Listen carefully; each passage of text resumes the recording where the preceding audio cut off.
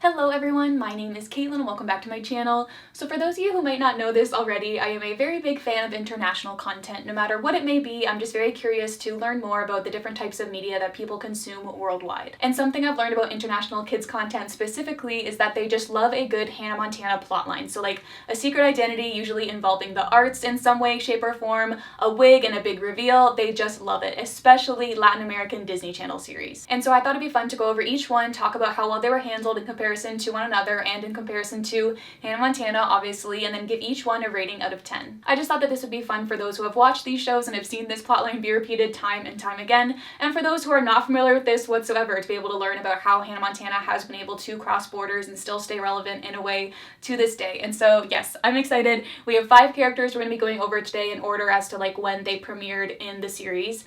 And so yeah, with all that being said, let's just jump right into it. Alright, so first up we've got Violetta, which is an Argentinian Disney Channel series that grew to be very successful in numerous countries around the world. The series follows this girl named Violetta who is this very talented singer and dancer, and so she attends this studio called On Beat Studios with all of her friends.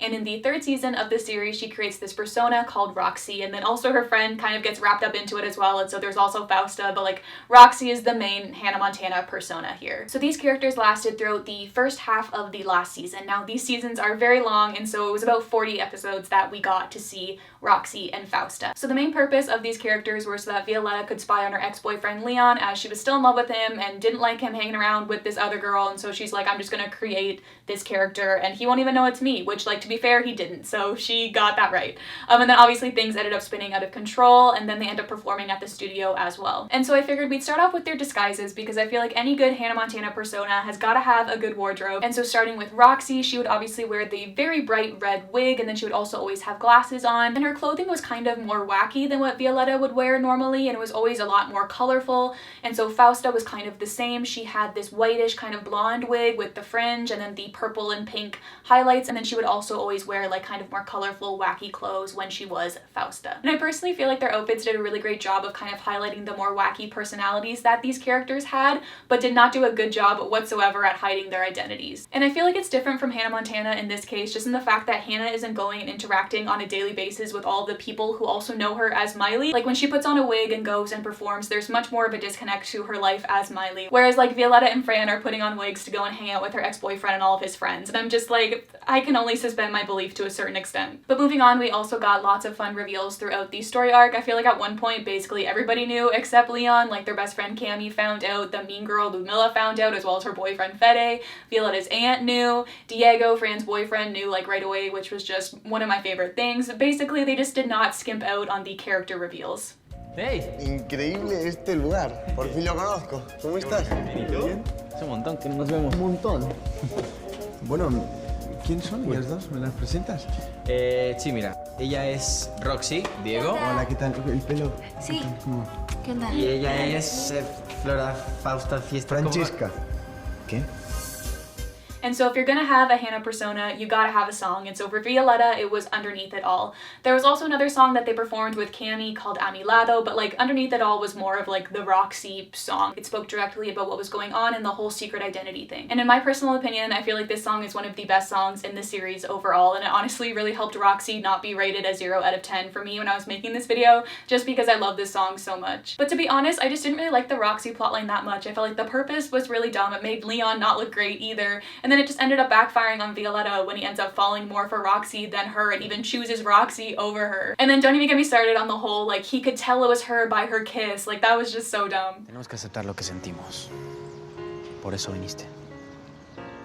Necesito decirte algo, necesito que me escuches.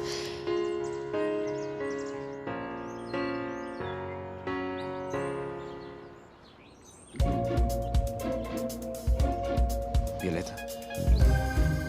Overall though, I just feel like I have to give this one a 6 out of 10. Like obviously I feel like some of the moments were really funny and the plotline was entertaining. I love Underneath It All, and I love that Diego knew from the start and was able to like just prove his superiority over Leon, but I just can't get past the fact that it made me not like Leonetta anymore, which just sucks. Like at the end of season 2, I liked them after the whole like saving her plotline was a thing, and so I was really excited to start season 3 and actually ship them for once, but then the Roxy plotline came and ruined everything because I just couldn't get over the fact that Leon wouldn't recognize her and that Violetta would do something like this in the first place. I just feel like it was so out of character for her to do something like this, especially after the second season in which her father did basically the exact same thing. It's like, did she learn nothing from that? But nonetheless, season 3 is still my favorite season of the show, so I'm not too sure what all of that says about me. We also got some great moments with Roxy in the live shows as well, where they did the whole underneath it all performance with her and the wig and whatever, and yeah, it was great. There were also some other secret identities from the show that I feel like I have to highlight, and so I'll list those off really quickly. First of all, we've got Violetta in the first season kind of living a double life with like her dad not knowing that she's going to the studio to perform. And then also Angie in season 1 is Violetta's aunt, but it's a secret that she's her aunt. And then like I mentioned earlier, Violetta's dad has the secret identity that he used in the second season to spy on her while she was at school. And then also Leon in the second season didn't really have a secret identity, but it's well known in the fandom that he was like going through his Hannah Montana story arc in the second season as he was having a hard time deciding between music and motorbiking. He has this great song called Entre Dos Mundos that is a very like Hannah Montana-esque song. And then last but not least, you have Alex/Clement, who was this like rich boy who was like pretending not to be a rich boy. And so yeah, that's all I have to say about Violetta. So let's move on to our next show. Alright, so next up we have another Argentinian telenovela called Soy Luna. And so the identity in question is Felicity for Now, which is the online persona of Luna's best friend, Nina. And so this persona existed throughout season 1. It was at first created so that Nina could comment on Fab and Chic, which was like the Mean Girls YouTube channel. So she created Felicity so that she could comment on their channel because she didn't always agree with what they were saying, but she didn't feel confident enough to comment as herself. ¿Y esto? ¿Qué cosa? Este comentario, mira. Les dicen los reyes de la pista y todos quieren ser como ellos. ¿Para qué? ¿No es mejor ser uno mismo? Nadie puede decirnos cómo debemos ser. Es cuestión de encontrar eso que nos diferencia, que nos hace especiales. ¿Quién escribió eso? Una tal Felicity for Now. ¿Y esa quién es? No sé, es la primera vez que comenta. Mejor lo borramos antes de que llegue Ámbar. Sí. And so this character's story arc lasted throughout the entirety of the first season before it was abandoned after her reveal. And so in the beginning, this character only existed online, but then Nina meets this other guy named Roller Track, and so they start talking and getting on really well and catching feelings for one another. But then Nina ends up discovering who he is, but she doesn't want him finding out who she is, and so then that's when we get the physical Felicity for Now persona. ¿Qué tal me veo? Ay, no, ¿qué? No, ¿qué? ¿Dónde dejaste a mi amiga? No, Luna, esto es una locura, cancelemos todo. No vamos a cancelar nada. Es que de verdad tienes que ver lo bonita que te ves. Ve. Wow. ¿Esa soy yo? Te presento a Felicity. Amiga, chócalas. La transformación está completa. No, espera. And so let's talk about this outfit because I'm just obsessed. So of course we've got the pink wig, and then she also goes no glasses for Felicity, and then the clothing was always very like outgoing and sort of more fashionable when she was Felicity. And yeah, I just loved her look. I felt like it fit the character really nice, and it was fun to see a more like outgoing Nina. I also love how they used the wig again in later seasons, and just, yeah, I don't know what it is about it, but I do feel like it is a little bit less recognizable than the Roxy and Fausta thing. Maybe it's just like the removal of glasses instead of the addition of glasses. I don't know what it is, or it could just be the fact that we don't see her as Felicity as often, but nonetheless, I feel like I do really like the Felicity look. We didn't get as many fun reveals for this one as Nina didn't really end up dressing up as Felicity as often, and also they had to keep the plotline going on for longer, but Luna did find out pretty early on, and then also Simon found out near the end of the season. ¿Tú eres Felicity Fornao, la famosa? Sí, esa misma. Ayer yo tuve una cita virtual con un chico y Luna sin querer apareció en cámara. Oye, pero, ¿y qué tiene que ver Mateo con todo esto? Bueno, Mateo estaba acompañando a su amigo y entonces me vio y ahora pues no me dejan de preguntar quién es Felicity. ¿Y quién era el amigo? Gastón. ¿Gastón? Sí. ¿Es neta Gastón? Bueno, Luna, antes que nada, te pido una disculpa por haberte forzado a que me digas. Yo sé que confías en mí. Y está muy bien que guardes los secretos de tus amigos. Neta. ¡Felicity! No lo puedo creer. Simón, por favor, necesito que vos también guardes mi secreto. Nadie puede saber que yo soy Felicity. Cuenta conmigo, cuenta conmigo. Gracias. And then of course you gotta have a song, and so Felicity's is Tengo un Corazón, which she performs near the end of the season and then reveals herself right after. I gotta be honest, this song is not one of my personal favorites. Like, I love how Nina finally got her moment to shine, and I think that the song is cute. Like, it's not bad by any means. but I just personally don't think it really compares to Underneath at all. Overall, this one is honestly a 10 out of 10 for me. I love how it hints at the Hannah Montana resemblance, but it still is unique enough to be its own thing. I feel like the reason behind the secret makes sense, with Nina being too shy to express herself openly, and then also just all of the shenanigans it ensued were just 10 out of 10. There was one moment in the series where everybody thought that Nina's mom's best friend was Felicity for a bit, and so she was just like this 30-year-old woman for like an episode or two, which was just so great. I think my only complaint about Felicity is that I wish she wasn't completely abandoned after the first season. Like, I get it, the storyline was kind of over, she had already revealed herself to everybody, but I still wish that Nina could have explored her musical side with Felicity more as the show went on. I also loved how they used Felicity in the Soy Luna live shows. She had a little segment where she would sing her song Tengo un Corazon, and then it would go into the song that she had with her boyfriend called Mitad y Mitad, which is also a great song, highly recommend. But obviously there were other secret identities on the show as well, and so first up you got Sol, who is also Luna, which that plotline is just way too complicated to be able to explain it quickly for you guys, so we'll have to save that for another time. But also Amber was Sol for a bit too, which is like a whole other thing. But you also got Ray that one time when he was extorting Sharon. He was kind of living a double life a little bit, you could say. And then Tino and Kato kind of as well in the first season. For those of you who watch the show, I feel like y'all know what I mean. I just felt like they should be included in this. And then Super Happy Together and Roller Track. And then in the last season, you've got Gary, who was like living his double life of like dating Nina's mom, but then also being like the evil guy at the Jam and Roller. And so yeah, that's Soy Luna, my favorite show. Highly recommend. If you haven't watched it, go check it out. It's very good. But yeah, let's move on. All right, next up we've got Alex & Co, which is this Italian Disney Channel show that follows this band called Alex & Co. And so the main guy of the band, Alex, decides in the last season to create the secret identity called Nobody. And so the purpose of Nobody was so that Alex could create the music that he wanted. In the last season, their band was taken over by new management who was dictating what kind of songs that they were going to sing and their image and whatnot. And Alex just felt like his voice wasn't being heard. And so he's like, fine, you know what? I'll just be Nobody. Allora, comporre un pezzo di successo è la parte più difficile, perché non si tratta soltanto di azzeccare un bel ritornello. Bisogna considerare il pubblico, le tendenze, le richieste del mercato. Certo, capisco, ma... Alex, soltanto Mozart a 16 anni componeva qualcosa di decente. Mozart non passava tutto il tempo a fare interviste e servizi fotografici. Alex, tu sei solo un ragazzino. Se seguirai i miei consigli ti assicuro che diventerai qualcuno, ma al momento non sei nessuno. And I feel like Alex had his disguise down to a T, which like he had to, or else, I don't know, he could probably get sued because he's probably under contract, right, for his band? I don't know, I don't remember. But basically he wore a blue wig, a full like trench coat fit, and then a full face mask. And what was really great about his outfit is that his mask also had the capability of distorting his voice, which was just genius. I love the blue hair as well. I mean, I'm not too crazy about like the trench coat fit and just like that aesthetic, but I feel like it did fit the whole like persona pretty well. So the only people that knew that he was Nobody before the big reveal later on were his boys Alex and Christian, his besties, and I felt like that reveal was done just so well. Lei? Fa vedere. Dai, un attimo. Scordatelo. Dai. Sono affari miei, aspetta, dai. Me l'avresti sempre fatto. Scordatelo. Un attimo. Christian. Non riesco, aspetta. Per favore. Christian. Dai, basta. Christian.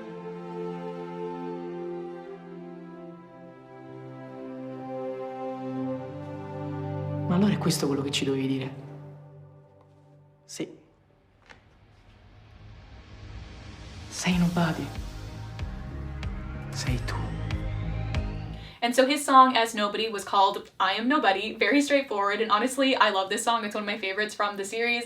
I feel like Alex & Co is kind of known for having not the best songs, but I feel like this one and another one called Welcome to Your Show are like top tier, and the lyrics for this song really fit what Alex was going through at the time. And so yeah, I'm not too sure how other people feel about this song, but it's definitely like one of my favorites from the show. And so his reveal as Nobody happens in episode 10, and I feel like the reveal was fine. It was done pretty well. I liked how like Sam and Christian were so against it. They were like, nah dude, don't do it. Which like I kind of agreed with them in a way, because I definitely feel like he should have talked to Nicole first before revealing it to everybody, because she ended up catching feelings for Nobody and they kissed, and I feel like they should have had a one-on-one conversation where he told her instead of her just finding out with everybody else, but it is what it is. And so I feel like I'd give this one a 7 out of 10. Like I liked the plot, I liked the drama, but I'm also just kind of annoyed with season 3 overall because I feel like they kind of forgot about what the show was about. Like I remember watching it with Emma and we were both kind of like, remember when the show was about a band? Like I feel like they kind of lost lost that in a way in the last season, but nonetheless, I still really like the song, so that definitely gives it some bonus points as well. Some other secret identities on the show would be Emma in the first season, keeping it a secret that her dad is the principal, and then also Matt in the third season. It was like a secret that he was rich, but I don't like him. Me and my friend always call him F.U. Matt because we do not like him. But yeah, that's Alex and Co. On to the next one. Next, we have our only non-Disney show of this list, and I really hope that by including it, that doesn't mean that this video is going to be clickbaited, because I'm not really too sure what I'm going to call this video yet, and so if there is Disney in the title and I'm including this one, I apologize, but also this one is just too perfect not to include. But yeah, anyways, next is Kally's mashup. And so the show follows this girl named Kally, who is this musical prodigy for piano, and so she goes to this pristine school for classical music, in which any other type of music at this school is forbidden. But you know what, Kally, she loves pop music, and she loves blending the two genres together, and so she decides to create this online persona called Mika635, in which she creates mashups between classical and pop music. Tenías razón, es muy bueno. Súper, me encanta. No me copies. No, es copiarse si pienso lo mismo. Se los dije. Esta chica es algo especial. Ni a mí se me hubiera ocurrido hacer esa mezcla. Ya lo comparto, lo tienen que escuchar todos. Búscala en mi perfil. Su nombre es Mika635. Mika635, ¿dijiste? ¿Dónde vivirá? Sería increíble tenerla en el Music Shake. And so this is like the main plotline throughout the first season, with her like living this double life and keeping the one a secret, and so she really just does the Hannah Montana thing to a T. As far as wardrobe goes, this one isn't really applicable to Mika. She doesn't really like release music videos for the songs. She would just release like the songs themselves. Like, we as the audience got music videos, but they weren't canonically released as Mika635, if that makes sense. But there was one music video that she did with her friend Tina, in which they did like this whole like glow in the dark sort of thing so that no one could see who she was, which I just thought was genius and I loved it. And what I love so much about this one is that the stakes were very high. Like, if anybody found out that Kally was Mika, like, she could potentially be expelled. And so that's why the only person that ended up knowing was her best friend Tina, and it was like a very big deal when she did find out. She was very upset that Kally didn't tell her, because like she was a very big fan of Mika635, and so they would talk about her all the time, and so she's like, why didn't you ever tell me? Also, like, why don't you trust me to keep this secret? It was like this whole thing, and it was not fun. Made for Love, Mika635, es su música. Tienes un tema nuevo de Mika635 y sus zapatos. Y vienes a componer al mismo parque que ella. Tú eres Mika635, ¿o no? ¿Por qué no me lo dijiste, Kally? Que no podía decirlo. Si en el conservatorio se enteran de que hago esta música, me expulsan. Todas las veces que te dije que ella vivía aquí, tú nunca me dijiste nada. Por favor, Tina, tienes que entenderme. Tenía que mantenerlo en secreto. ¿Cómo creíste que yo no te iba a guardar el secreto si somos mejores amigas? Mejor dicho, lo éramos.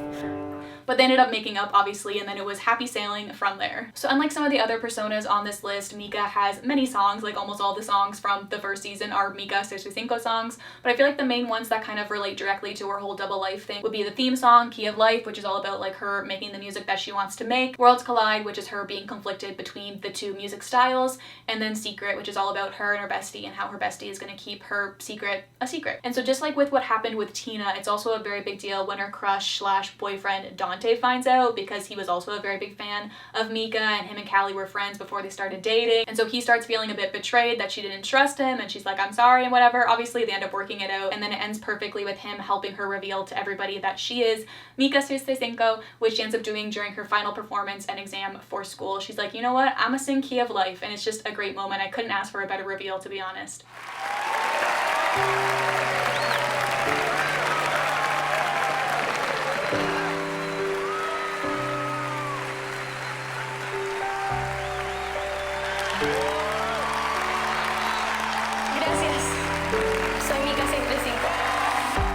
So this one is an easy 10 out of 10 for me. I feel like they did the double life thing perfectly. Her reason behind keeping it a secret makes sense. I love that we got multiple songs and that it was the main plotline of the first season. And I also like that she didn't die afterwards. Like, I honestly do not like season 2, but I do like how they still kept Mika alive and relevant in the second season. So yeah, that's Kally's. I am very sad that this show is not available for streaming online anywhere legally. So go tweet Paramount Plus, go tweet Nickelodeon, Latin America, tell them to release this show worldwide so that I can rewatch it. I've been dying to. I watched it for the first time on Netflix a few years back, and like, I just need to rewatch it. It's been way too long. Like, I honestly couldn't even tell you if there are any other secret identities on the show because I do not remember. I mean, there was in season 2, there was this guy named Marco who was like a spy for the other competing school.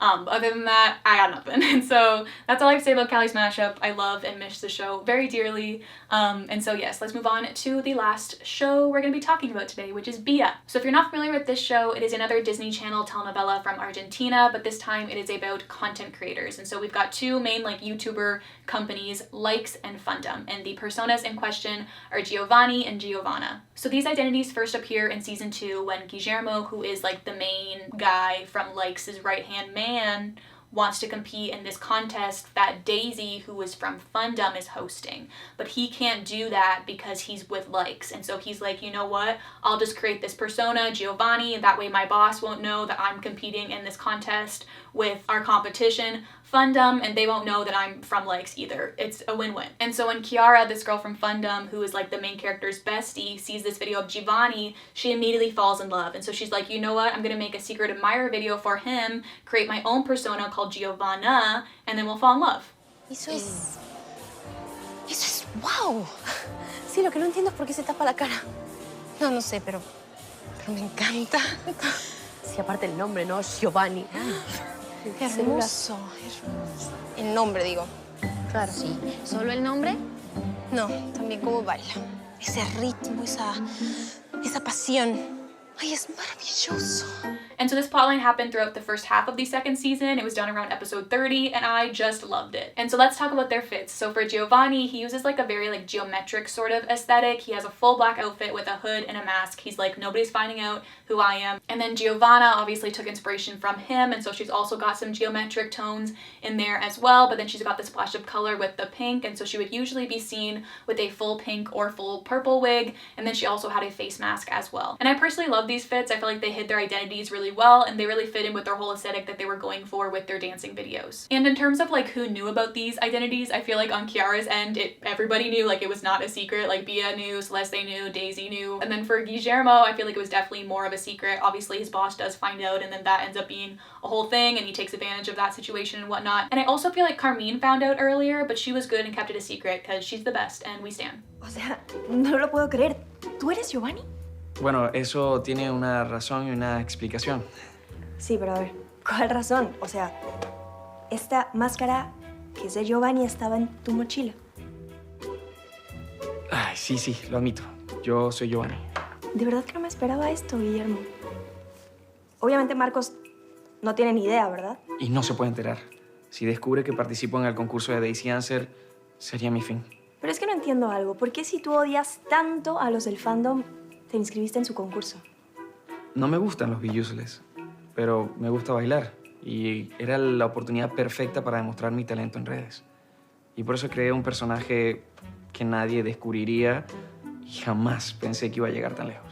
As far as songs go, there isn't really one with this one because the situation's a bit different and Guillermo only dances to like instrumentals.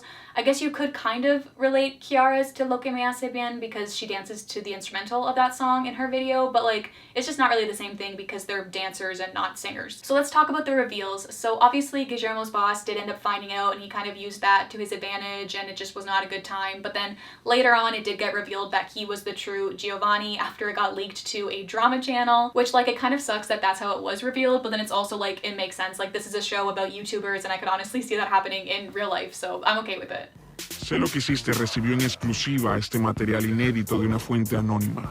Las imágenes no mienten. El verdadero Giovanni es Guillermo, la mano derecha de Marcos en Likes. And then for Kiara's, Guillermo ends up finding out after he runs into her in the bathroom, and it's just perfection. I love that scene so very much. ¿Tú eres Giovanna? En realidad, sí, soy Giovanna. Wow. No lo puedo creer. Por eso te encontré el otro día. Me estaba siguiendo. ¿Yo te estaba siguiendo? ¿Pero quién te crees que eres? Yo no te estaba siguiendo. Ok, tranquila. Solo es que me sorprendió verte y ahora me entero de esto. Solo até cabos. No, ataste cordones de zapatilla con cables. Nada que ver con nada. Ok. Entendí, ya sé que no me estaba siguiendo. Sí, no te estaba siguiendo. Estaba yendo a comprar tierra al vivero para mis plantas. Te dije. ¿No era abono? Pues es lo mismo. Pues técnicamente no. El abono es un fertilizante que se echa en la tierra para... Ok, no es lo mismo, pero yo no te estaba siguiendo. Yo jamás me fijaría en alguien como tú, alguien de Likes. ¿Y por qué inventaste a Giovanna? me gustas. Me gusta como bailas. Me gusta como baila Giovanni. And so honestly, this one is another 10 out of 10 in my books. I really enjoyed this plotline, and I'm honestly just a huge sucker for Chiara and Guillermo. They're probably my favorite ship from the show behind Bia and Manuel. I also liked how it was a bit different from how the trope was usually done, like they put their own spin on it, but they also didn't drag it out, like it served its purpose, but they also didn't forget about it. It was still brought up later on in the season. But of course, this show also has its fair share of secret identities, and so in the beginning of the show, Bia and Manuel are kind of known to each other as La Chica de la Voz y El Chico del Piano. And El Chico del Piano. Bia's sister, Elena, who she thinks is dead, is living a double life of being alive as Anna. And then she also has another identity as Vera, who she uses to speak with Bia. And then also Daisy and Pietro think that she's another Anna for a bit. Oh, and there's also the Cobra, who is like this online person who like leaks secrets about all of the creators at Fundum and likes. And I won't say who that is because I don't want to spoil it for anybody in case you haven't watched season 2 yet. But yeah, I think that that's all of them, but there could be more, honestly. Alright, so those are all of the main ones that I wanted to talk about today, but there are a couple more that like didn't really fit into like the Hannah Montana trope, but did fit into like the honorable mention secret identity category that I talked about at the end of each character. And so I'm gonna shout out those now in case you want to know more. So there's Entrelazados, which is a Disney Plus show.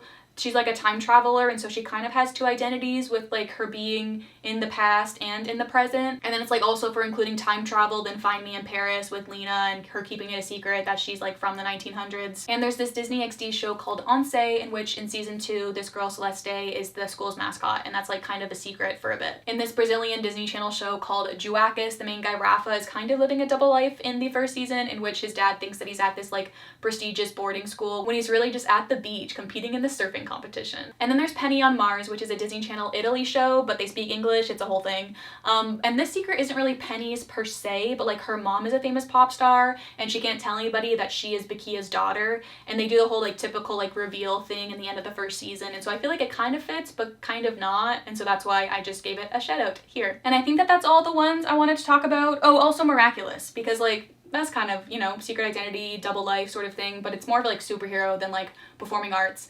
And I'm also just like surprised that The Lodge didn't have a Hannah Montana plotline. Like I guess there was the whole secret with Alex in season 2, but that was quite different. And so maybe, I don't know, maybe if we did get a third season we would have gotten one, who's to say? And so before we wrap things up, I feel like I kind of just got to talk about why I feel like this trope is so popular, especially in Latin American media, because I know I'm gonna get so many comments from people being like, Hannah did it best, like none of these compare, which like is fine, obviously she did pave the way for things, but I also think it's really cool that kids around the world are able to grow up with their own version of this character that's maybe even more special to them because it is in their native language. So I assume the creators of Violetta, Kally's Mashup, whatever it may be, saw the success of Hannah Montana and kind of wanted to do their own spin on it. Or maybe these ideas were thought of independently and it's just a huge coincidence that they do parallel Hannah Montana so well. But honestly, what's not to love? You got the double life aspect, the pressure to keep things a secret, how exciting it is whenever another character finds out, and then just how satisfying the big reveal is. And not to mention the escapism that it gives kids to be like, oh my god, like what if I had a secret life? That sounds really cool. I feel like it's all of those reasons and more that make this plotline so good, and I'm happy that they're finding new ways to still make this trope relevant today. And so yeah, that's the video. Let me know down below which character was your favorite if you have watched these shows, or if you haven't, which one you think sounded the most interesting. I can't wait to read all about it.